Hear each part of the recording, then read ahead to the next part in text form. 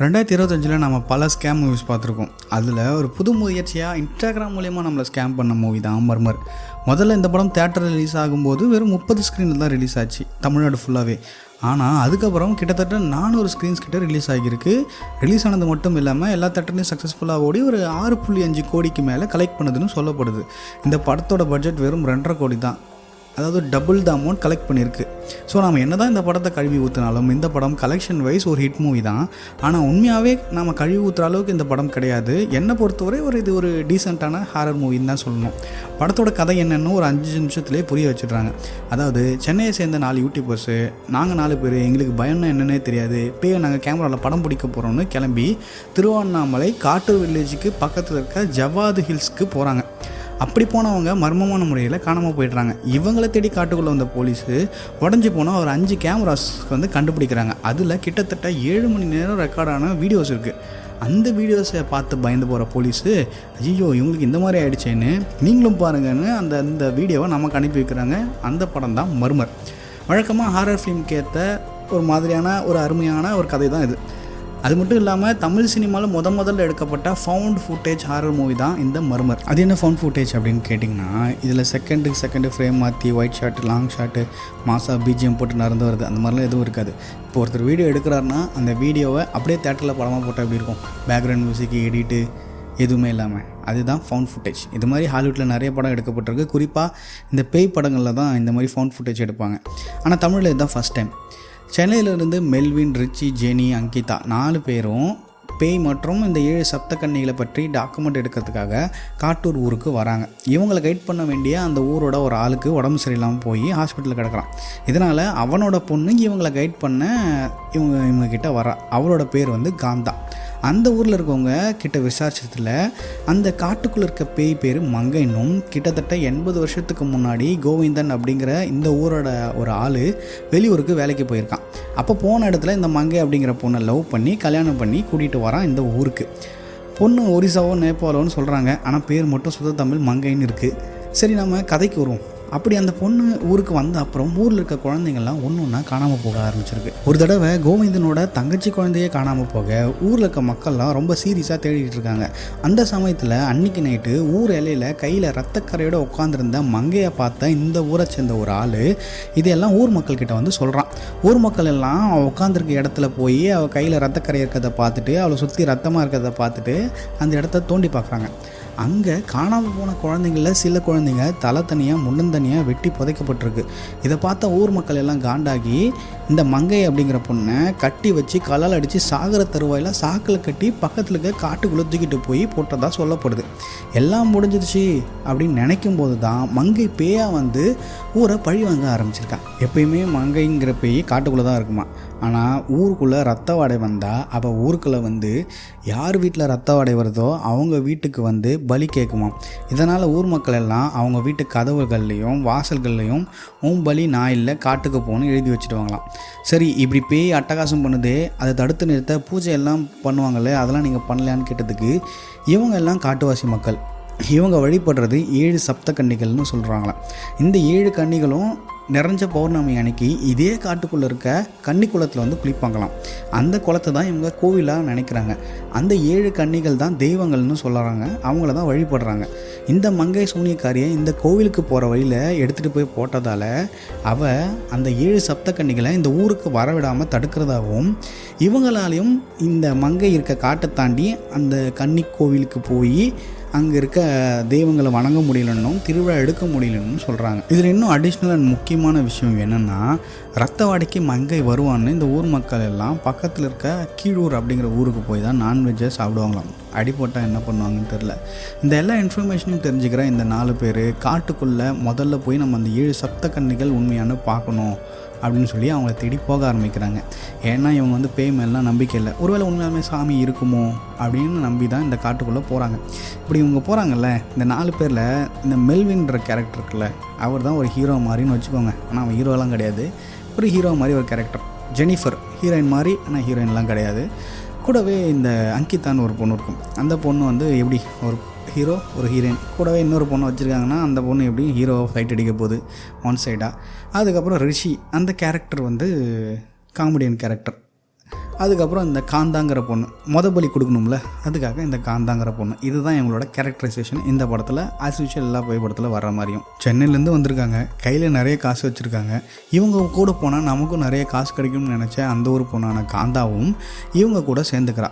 காந்தாவோட பாட்டி ஒரு தடவை இந்த சப்த கன்னிகளை பார்த்ததாகவும் அதனால் 3 வருஷம் படுத்த படுக்கையாக இருந்ததாகவும் சொல்கிறான்.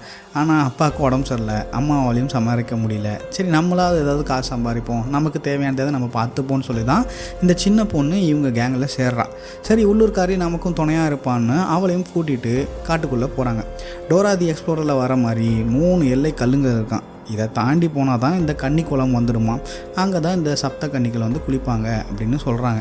இவங்க பிளான் பண்ணி போகிறது இன்னும் 2 நாளில் பௌர்ணமி வர மாதிரி தான் பிளான் பண்ணி போகிறாங்க. மொதல் நாளே ஒரு எல்லைக்கல்லை கண்டுபிடிச்சி அன்றைக்கி நைட்டு அங்கே டென்ட்டு போட்டு தங்குறாங்க. அப்போ சும்மா தனியாக இருக்கும், எதனா விளையாடுவோம், டைம் பாஸ் பண்ணுவோன்னு ஓஜா போர்டு வச்சு விளையாடுறாங்க. அப்போ ரொம்ப நேரமாக ஓஜா போர்டில் கை வச்சோம், பேயும் வரல, ஒன்றும் வரல. ஒரு வேளை நீங்கள் இந்த படத்தை தேட்டருக்கு பார்க்க போயிருந்தீங்கன்னா ரெஸ்ட் ரூம் போயிட்டு அப்படியே கேண்டீன் போயிட்டு ஒரு பாப்கார்ன் வாங்கிட்டு ஒரு ஐஸ்கிரீம் வாங்கி அங்கேயே சாப்பிட்டு பாப்கார்னை மட்டும் வாங்கின மாதிரி உள்ளே வந்து ஸ்க்ரீனை பார்த்தீங்கன்னா இன்னும் பேய் வந்திருக்காது. அவங்க அந்த ஓஜா போர்டில் கையை வச்சுட்டு இருந்திருப்பாங்க. இதெல்லாம் சரிப்பட்டு வராது, எப்படியாவது பேய் ஆடியன்ஸுக்கு காட்டியே ஆகணும்னு இந்த கேங்கில் இருக்க ரிஷி என்ன பண்ணுறான், அதான் காமெடியன் ரிஷி, அவர் என்ன பண்ணுறாரு, ஒரு ஊக்கை எடுத்து காந்தா கையில் குத்தி ஒரு சுட்டு ரத்தத்தை எடுத்து இந்த ஓஜா போர்டில் இருக்க காயின் மேலே விடுறாரு. இது ஏன்னா நம்ம ஆல்ரெடி பூச்சாண்டின்னு ஒரு படம் பார்த்துருப்போம். இந்த மாதிரி ஓஜா போர்டு விளையாடும் போது அந்த காயின் மேலே ஒரு சொட்டு ரத்தம் விட்டால் பேய் வர சான்ஸ் அதிகம் அப்படின்னு அந்த படத்துலையும் சொல்லியிருப்பாங்க. நீங்கள் அந்த படத்தோட எக்ஸ்ப்ளனேஷன் பார்க்கலிங்கன்னா மேலே ஒரு விளம்பரம் கார்டு மேலே கொடுத்துருக்கேன், அதில் போய் பார்த்துட்டு வாங்க. அடடே என்னடா காரியம் பண்ணேன் அப்படின்னு காண்டாகி ஐயோ போச்சு, ரத்த வடைக்கும் அங்கேயே வந்துட போகிறாளே, என்னை தூக்க போகிறாளே அப்படின்னு சொல்லி தாம்னு கத்த, சூப்பரா எப்படியோ பேய் வரப்போகுது, இதுதான் சரியான டைம்னு பார்த்தா அப்பயும் பேய் வரல. அதுக்கு பதிலாக அங்கிதாக்கு காந்தா மேலே கோவம் வருது. எதுக்குன்னா இந்த அங்கிதா வந்து ஐயோ மங்கை வரப்போதுன்னு கத்திட்டு இருந்தால, அப்போ தெரியாமல் அங்கிதாவை தள்ளி விட்டுருவா. இதனால் காண்டான அங்கிதா இவளை எப்படியாவது பழி வாங்கணும், பயமுறுத்தணும்னு மறுபடியும் ஓஜா போர்டு விளையாட எல்லாரையும் சம்மதிக்க வச்சு காந்தாவையும் ஆட்டத்துக்குள்ளே கொண்டு வரான். ரைட்ரா மறுபடியும் ஓஜா போடா, சூப்பரா பேய் வரப்போகுது அப்படின்னு ஆர்வமாக உட்காந்தா, அப்போ நம்ம ரிஷி ரெஸ்ட் ரூம் போகிறோன்னு போக, அதே சமயம் இங்கே மெல்வின் பேய்க்கு இன்னும் கொஞ்சம் எனர்ஜி வேணும்னு ஆல்ரெடி அங்கிதாவும் காந்தாவும் விளையாடிக்கிட்டு இருக்காங்க. இன்னொரு ஆள் வேணும்னு ஹீரோயின் ஜெனியையும் ஓஜா போர்டில் கை வைக்க சொல்கிறான். ஜெனி கை வச்சதும் போர்டில் கிளாஸ் மூவ் ஆக ஆரம்பிக்குது. அதே சமயம் காட்டுக்குள்ளே ரெஸ்ட் ரூம் போன ரிஷியை யாரோ ஃபாலோ பண்ணுற மாதிரி இருக்க ரிஷி தலை தெறிக்க ஓடி வரான். அதே சமயம் இங்கே வந்து இருக்கிறது யார் அப்படின்னு ஓஜா போர்டில் கேட்டால் மங்கை அப்படின்னு பதில் வருது. ஆனால் இது நமக்கு தெரிஞ்ச விஷயந்தான், ஏன்னா காந்தா பயமுறுத்த அங்கிதா போட்ட பிளான் தான் இது. அதே சமயம் அங்கே ஓடி வந்த ரிஷி ஓஜா மேடு மேலே விழுந்துடுறான். அதோட ஓஜா போர்டு உடஞ்சிது. எல்லாம் இதுக்கு மேலே எங்கே விளையாடுறதுன்னு போய் படுக்க போயிடுறாங்க. நியாயமாக பார்த்தா 3 பொண்ணுங்க இருக்காங்க. அந்த 3 பொண்ணுங்களை டென்ட்டில் படுக்க வச்சுட்டு பசங்க 2 பேர் தானே வெளியே படுக்கணும். ஆனால் இங்கே ஹீரோ மெல்வின், ஹீரோயின் ஜெனி, அப்புறம் இந்த அங்கிதா இருக்காங்களே, அவங்க மீனும் போகிறோம் உள்ளே படுத்துக்கிட்டு வெளியே படுக்க வச்சுருக்காங்க. இந்த காந்தாவையும் கூட ரிஷி போய் நான் துணையாக வெளியில் படுத்துக்கிறேன்னு போய் படுத்துக்கிறான். ஆனால் அவனுமே கொஞ்ச நேரத்தில் கொசு கடிக்குதுன்னு டென்ட்டுக்குள்ளே போய் படுக்கிறான். அங்கே தான் நம்ம மங்கை உள்ளே வந்து காந்தாவை தூக்கிடுறான். அதோட காந்தா காணாமல் போயிடுறான். ஆக்சுவலி ஓஜா போர்டில் யாருமே அந்த காயினை மூவ் பண்ணியிருக்க மாட்டாங்க. மங்கை தான் பேயை வந்து அந்த காயினை மூவ் பண்ணியிருப்பா, தான் இங்கே வந்திருக்கேன்றதை காமிச்சிருப்பா. சும்மா இருந்த மங்கை பேயை இவங்க தான் காந்தாவோட ரத்தத்தை விட்டு வர சொல்லியிருப்பாங்க. அதனால் வந்து யாரோட ரத்தம் அங்கே இருக்குது அப்படிங்கிறத பார்த்து காந்தாவை தூக்கிட்டு போயிருக்கோம் இந்த மங்கை. ஆக்சுவலி மங்கை வந்து யார் அந்த ரத்தத்தை கையில் வச்சுருக்காங்களோ அவங்கள தான் தூக்கும். இதுதான் மங்கையோட பேட்டர்ன். ஆனால் இந்த இடத்த வச்சு ஒரு 30 மினிட்ஸ் மேலே ஓடிட்டானுங்க. இங்கே தான் இன்டர்வலும் வருது, மறுமர் அப்படின்ற டைட்டிலும் வருது. இந்த இன்டர்வலுக்கு முன்னாடி வர கடைசி 30 நிமிஷத்தை சுருக்கி ஒரு 10-15 நிமிஷத்துக்குள்ளே வச்சுருந்தாங்கன்னா கிக்காக இருந்திருக்கும். காலையில் எல்லோரும் சேர்ந்து காணாமல் போன காந்தாவை தேடி பார்க்குறாங்க. எங்கேயுமே காந்தாவை காணும். அவள் பயந்து வீட்டுக்கு போயிருப்பான்னு எல்லோரும் முடிவு பண்ணுறாங்க. ஹீரோ மெல்வின் நமக்கு டைம் இல்லை, இன்றைக்கி நைட்டு நாம் அந்த கன்னி குளத்துக்கு போயே ஆகணும்னு முடிவு பண்ணி காந்தாவை தேடுறதை விட்டுட்டு நடக்க ஆரம்பிக்கிறாரு. ஆனால் இதில் ரிஷிக்கு சுத்தமாக விருப்பம் இல்லை. இருந்தாலும் டீம் கூட நடந்து போகணுமே நடந்து போக ஆரம்பிக்கிறான். அன்றைக்கி ஈவினிங் 2வது மைல் கல்லை கண்டுபிடிச்சி அங்கேயே டென்ட்டை போட்டு சரக்கு அடிக்க ஆரம்பிக்கிறாங்க. ஆனால் ரிஷி மட்டும் சரக்கு அடிக்கலை. ஏன்னா மெல்வின் அதாவது ஹீரோவும் அங்கிதாவும் பண்ணுற எதையுமே ரிஷியால் ஏற்றுக்க முடியல, பிடிக்கல. அதனால் அவங்க கூட சேர்ந்து சரக்கு அடிக்கலை. மற்ற 3 பேரும் ஹீரோயின் ஜெனிஃபர் உட்பட எல்லாருமே சரக்கு அடித்து மட்டையாகிறாங்க. மட்டையாகி டென்ட்டுக்குள்ளே தூங்கும்போது இந்த மெல்வின் இருக்கான்ல ஹீரோ, அவனுக்கு ஜெனி மேலே ஒரு கண்ணுன்னு முன்னாடியே சொல்லியிருந்தால, அவன் என்ன பண்ணுறான், மப்பில் ஜெனி மேலே கையை போட்டு ஜெனிக்கு லிப்லாக் அடிச்சிட்றான். இதை பிடிக்காத ஜெனி டென்ட்டை விட்டு வெளியே வரா. பின்னாடியே மெல்வின் ஹீரோ வந்து என்னடி ஓவரா பண்ணுற அப்படின்னு கேட்குறான். ஏண்டா அவகிட்ட தப்பாக நடந்துக்கிட்டது நீ, ஆனால் நீ அவ்வளோ ஓவரா பண்ணுறன்னு சொல்கிறியன்னு நமக்கு கேட்க தோணுது. கிட்டத்தட்ட அதே கேள்வி தான் நமக்கு பதிலாக ரிஷி கேட்குறாரு. ஜெனி கோச்சிக்கிட்டு இனி நான் இங்கே இருக்க மாட்டேன்னு ரிஷிகை கூட்டிக்கிட்டு அந்த கன்னி குளத்துக்கு நாங்கள் தனியாக போகிறோன்னு போக ஆரம்பிக்கிறாங்க ஒரு கேமராவை எடுத்துக்கிட்டு. இந்த இடத்துல இருந்து நம்ம ஜெனி ஹீரோயின் இருக்காங்கள்ல, அவங்க சரக்கு அடித்ததுனால சம்திங் ஜெனிலியாவாக மாற ஆரம்பிக்கிறாங்க. இவங்க பண்ணுற க்யூட்னஸை பார்க்கும்போது எப்பா மங்கை எங்கேம்மா இருக்க, சீக்கிரமாக வந்து இவங்கள போட்டு தள்ளிடுங்கம்மா, எங்களால் முடியல அப்படின்னு நமக்கே சொல்லுது போல். கிரிஞ்சு அவ்வளோ கிரிஞ்சு. ஜெனி போன வருத்தத்தில் ஹீரோ மெல்வின் சரக்கடிக்க கூட கம்பெனி தர அங்கிதாவும் வரா. 2 பேரும் உட்காந்து சரக்கு அடிக்கிறாங்க. அப்போ தான் அங்கிதா, ஜெனிலாம் உனக்கு செட் ஆக மாட்டான், நான் உனக்கு சரக்குக்கு மட்டும் கம்பெனி கொடுக்க வரல, உன் படுக்கையிலையும் உன் வாழ்க்கையிலையும் கம்பெனி கொடுக்க தான் வந்திருக்கேன்னு மெல்வினை டென்ட்டுக்குள்ளே கூட்டிகிட்டு போகிறான். இதெல்லாம் பார்க்கும்போது சார் பேய் வருமா வராதா சார், என்ன சார் நடக்குதுங்க, பேய் படத்துக்கு வந்தோமா இல்லை வேறு படத்துக்கு வந்தோமா இருக்கோமா சார், சீக்கிரமாக பேயை வர சொல்லுங்கள் சார். நல்ல சந்தோஷமாக இருந்தா அங்கிதா. கொஞ்ச நேரம் கழித்து மப்பு இறங்கினதும் சிகரெட்டை தேட ஆரம்பிக்கிறான். ஆனால் சிகரெட் எல்லாத்தையும் ரிஷி தூக்கிட்டு போயிட்டான். இதனால் வாக்கி டாக்கில் ரிஷிக்கிட்ட நீ எங்கே இருக்க சொல்லு, எனக்கு இப்போயே சிகரெட் வேணும் அப்படின்னு கேட்டு ரிஷி இடத்த சொல்ல அந்த இடத்த தேடி போக ஆரம்பிக்கிறான் அங்கிதா, மெல்வினை தனியாக விட்டுட்டு. ஸோ இப்போ ஓரளவுக்கு எல்லோரும் தனித்தனியாக பிரிஞ்சுட்டாங்க. இதுதான் பேய் வர சரியான டைம்னு நீங்கள் நினைப்பீங்க. ஆனால் அப்பையும் அது வராது.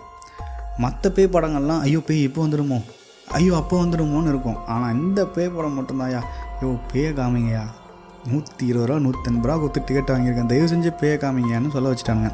ரைட்ரா, இப்போ இறக்கி விட்டால் தான் கரெக்டாக இருக்கணும். படம் முடிய போகிற 30 மினிட்ஸ்க்கு முன்னாடி பேயை திறந்து விடுகிறார் நம்ம டைரக்டர். ஸோ ஃபஸ்ட்டு இது யாரை போட்டு தள்ள போகுது அப்படின்னா, ஃபஸ்ட்டு தன்னோட லிஸ்ட்டில் அங்கிதாவோட பேரை ஆட் பண்ணிக்கிட்டு ஃபாலோ பண்ண ஆரம்பிக்குது மங்கை. சும்மா போயிட்டு இருந்த அங்கிதாவை பயமுறுத்த வச்சு அவளுக்கு அடிப்படை வச்சு அந்த ரத்த வாடையை வச்சு அவளை வேட்டையாட மங்கை முணுமுணுக்க அங்கிதா அதை பார்த்து பயப்பட, அப்போ அந்த இடத்துல காணாமல் போன காந்தா வந்து அக்கா நான் போய் சொன்னல மங்கை ரத்த வாடைக்கு வந்துடுவான்னு பாருங்கள் இப்போ வந்துட்டான்னு சொல்ல, அப்படியே அங்கிதாவை கதற முணுமுணுத்துட்டே ஒரு குரல் தரன்னு இழுத்துட்டு போகுது. அதே சமயம் ரொம்ப நேரமாக வரேன்னு சொன்னாலே அங்கிதா ஏன் இன்னும் வரலை அப்படின்னு அவளை தேடி வாக்கி டாக்கியில் கேட்குறான் ரிஷி. அப்போ அங்கிதா மங்கை வந்துட்டா எல்லாம் எப்படியாவது தப்பிச்சிடுங்கன்னு சொல்ல அவளோட கடைசி வார்த்தை அதோட முடியுது. என்ன இவன் பேசுறது சரியாகவே புரியல. ஜெனிஃபர் நீ இங்கே படுத்துக்கிட்டுரு, நான் போய் அவளை கூட்டிகிட்டு வரேன்னு ரிஷி போய் அவளுக்கு என்ன ஆச்சுன்னு பார்க்க போகிறான். இப்போ எல்லாருமே வசமாக பேய்கிட்ட மாட்டுற மாதிரி தனித்தனியாக இருக்காங்க. இப்போ லிஸ்ட்டில் 2வதாக ஹீரோ மெல்வின் பேரை போட்டுக்கிட்டு அவனை அட்டாக் பண்ண டென்ட்டுக்கு வருது. ஆனால் இங்கே மெல்வின் டென்ட்டுக்குள்ளே இருக்கான். அவனுக்கு அடிப்படை வச்சாதான் அந்த ரத்த வாடையை வச்சு அவனை வேட்டையாட முடியும். அவன் டென்ட்டுக்குள்ளே இருக்க வரைக்கும் அவனை வேட்டையாட முடியாதுன்னு நினைக்கிற மங்கை அவனை டென்ட்டுக்குள்ளேருந்து வெளியே வர வைக்க டென்ட்டு சிப்பை திறந்து விடுறான். மெல்வின் மூடிட்டு உள்ளே உட்காரான். ஆனால் கொஞ்சம் பயப்படுறான். இது சரிப்பட்டு வராது. அவனை பயமுறுத்த தன்னோட சில்லோட் போஸை லைட்டு வெளிச்சத்தில் மங்கை மெல்வினுக்கு காட்ட மெல்வின் அலறான். இது சரிப்பட்டு வராது, அடுத்தால பார்ப்போம், இவன் என்ன டென்ட்டுக்குள்ளே இருக்கான், டைம் வேறு வேஸ்ட் ஆகுதுன்னு ஹீரோயின் ஜெனி பக்கம் வருது இந்த மங்கை பேய். நல்லா டெட் பாடியை போத்தின மாதிரி வெள்ளை பெட்ஷீட்டை போட்டுட்டு ஜெனி தூங்க எல்லா பேய்களும் மாதிரி பெட்ஷீட்டை இழுத்து விளையாடுது இந்த மங்கை. ஆனால் ஜெனி தூக்கத்துலேருந்து எழுந்துக்கிற மாதிரி தெரில. என்னடா அது செகண்ட் விக்டிமும் மாட்டான், சரி இவளும் ஜெட்டாக மாட்டான் அப்படின்னு அடுத்த ஆளான ரிஷியை தேடி மங்கை பேய் போகுது. எப்படியாவது அவனை பயமுறுத்தி ஓட வச்சு அவனுக்கு அடிப்பட்ட வச்சு அவனுக்கு ரத்தம் வர வச்சு அதுக்கப்புறம் அவனை வேட்டையாடணும்னு மங்கை போராடும் பாருங்க. டேய் அப்பா, என்ன பண்ணாலும் அங்கிதா தான் பண்ணுறான். அங்கிதா என்கிட்ட விளையாடாத, ஒழுங்காக வந்துரு, நான்லாம் பயப்பட மாட்டேன் அங்கிதா, எனக்கெல்லாம் பேயை பார்த்து பயப்படலை அப்படின்னு சொல்லி ரிஷி வளரிக்கிட்டே இருக்கான். ஒரு கட்டத்தில் ரத்த வாடையெல்லாம் எதுக்குமா, தயவு செஞ்சு அவனை கொண்டுட்டு அடுத்த ஆள் கிட்ட போகமான்னு நம்மளே சொல்ல வடிச்சது இந்த மங்கை பேய். இதே சமயத்தில் நம்ம ஜெனிக்கு வந்து பீரியட்ஸ் வந்துடுது. அதனால் அவங்களுக்கு வயிறு வலிக்குது அப்படின்னு சொல்லி தன்னோட துணைக்காக ரிஷிக்கு வாக்கி டாக்கியில் சீக்கிரமாக வா, எனக்கு தனியாக இருக்க ஒரு மாதிரி இருக்குது, வயிறு வலிக்குது அப்படின்னு சொல்கிறாங்க. ரைட்ரா, ஜெனியை போட்டு தள்ள அவங்க உடம்பே ஒரு வழியை வகுத்து கொடுத்துச்சு. அதுக்கு முன்னாடி நாம் வந்து இந்த ரிஷியை போட்டு தள்ளிடுவோம், இவன் தான் அவளை கூட ஈஸியாக போட்டுடலாம், ஆனால் இவனை கொஞ்சம் போடுறது கஷ்டம், ஆனால் இவனை ஃபஸ்ட்டு போட்டுருவோம்னு மங்கை பேய் வந்து அவனை பயமுறுத்த ஆரம்பிக்குது. கடைசியாக ஓகே இங்கே பேய் தான் இருக்குது, அதுதான் நம்மளை பயமுறுத்த பார்க்குதுன்றதை உணர்ந்துக்கிற நம்ம ரிஷி ஓடி அதுக்கிட்டேருந்து தப்பிக்க பார்க்குறான். அப்போ கீழே விழுறான். அவன் காலில் முடியால் சுத்தப்பட்ட ஒரு ஆணி குத்திடுது. ஸோ அதனால் ரத்தம் வரும் இல்லையா. அதுக்கப்புறம் அவன் பயந்து தன்னோட தாய்மொழி ஹிந்தியில் பேசுகிறான். அதுக்கு அந்த மங்கை பேயும் ஹிந்தியிலே பதில் சொல்லுது. ஏன்னா அதுவும் நார்த் இந்தியாவை சேர்ந்த ஒரு பொண்ணு தானே. எங்கடா போகிற, எங்கே போகிற, உன்னோட தலையை வெட்டி பலி கொடுக்க போகிறேன்னு அவனையும் கொன்னுடுது. ஸோ இப்போ ரிஷி கதை முடிஞ்சிருச்சு. அடுத்து ஈஸி டார்கெட்னு நம்ம ஹீரோயின் தான்.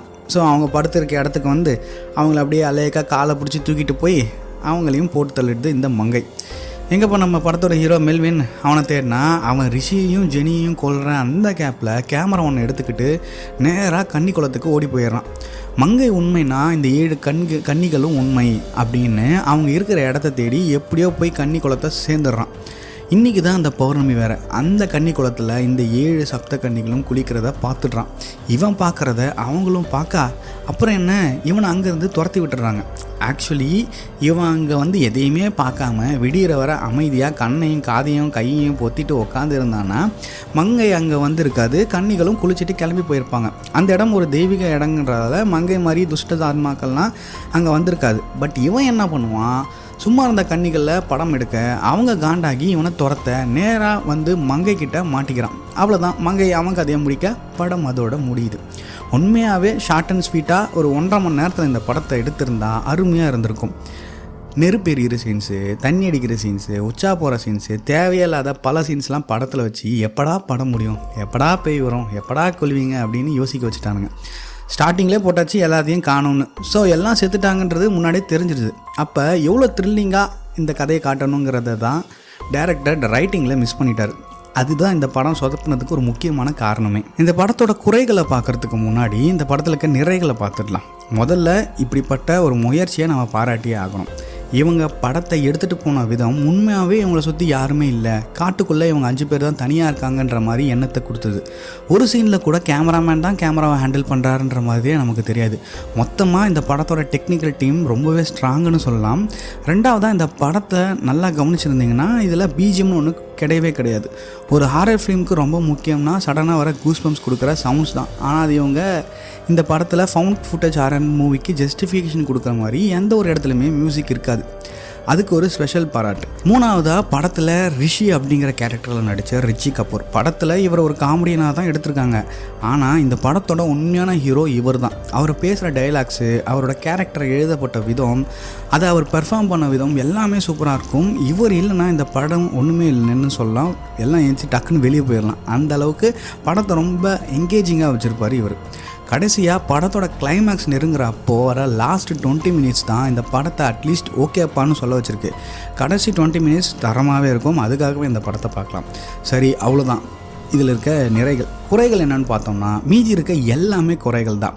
இந்த கதை சூப்பர் கதை, பட் அதை கொண்டு போன விதம் சும்மா டோரா தி எக்ஸ்ப்ளோரர் மாதிரி 3 எல்லைகள் இருக்குது. இவங்க உட்காந்து ஓஜா போர்டில் இருக்குது. பேய் படம்னாலே ஓஜா போர்டு தான் அப்படிங்கிற கான்செப்டை இன்னும் இவங்க மாற்றவே இல்லை. ஓஜா போர்டு எடுத்து வச்சு அது ஒரு மெயின் பாயிண்ட் ஆஃப், இப்போ பூச்சாண்டி படம் எடுத்துக்கிட்டிங்கன்னா அது ஒரு மெயின் பாயிண்ட். ஓஜா போர்டு மூலயமா தான் அவங்க பேச ட்ரை பண்ணுறாங்க அப்படின்னும் போது தான் அந்த பேய் வருது அப்படிங்கிற மாதிரி ஒரு கான்செப்ட். பட் இதுக்கு ஓஜா போர்டுன்றது தேவையே இல்லை. அதில் கையை வச்சுக்கிட்டு அங்கே ஒரு 1/2 மணி நேரம் வேஸ்ட் பண்ணிக்கிட்டு இந்த மாதிரி டைம் வேஸ்ட் நிறைய பண்ணதால் இந்த படம் எப்படா பேய் வரும். அடுத்தது ஃபவுண்ட் ஃபுட்டேஜ் ஹாரர் மூவிக்கு ரொம்ப முக்கியமே சடனாக பேய் வர்றது தான். கேமரா ஒரு இடத்துல இருக்கும், பேய் திடீர்னு கிராஸ் ஆகும். ஸோ அதெல்லாம் கேப்சர் பண்ணுறப்போ தான் நமக்கு திகில் வரும். ஆனால் இவங்க கடைசி 30 மினிட்ஸில் தான் அந்த பேயை கான்சென்ட்ரேட் பண்ணுறது இந்த படத்துக்கு ஒரு பெரிய மைனஸாக தெரியுது. சரி, அவ்வளோதான். இதோட இந்த வீடியோ முடியுது. மீண்டும் உங்களை அடுத்த ஒரு நல்ல வீடியோவில் சந்திக்கிறேன். நன்றி, வணக்கம்.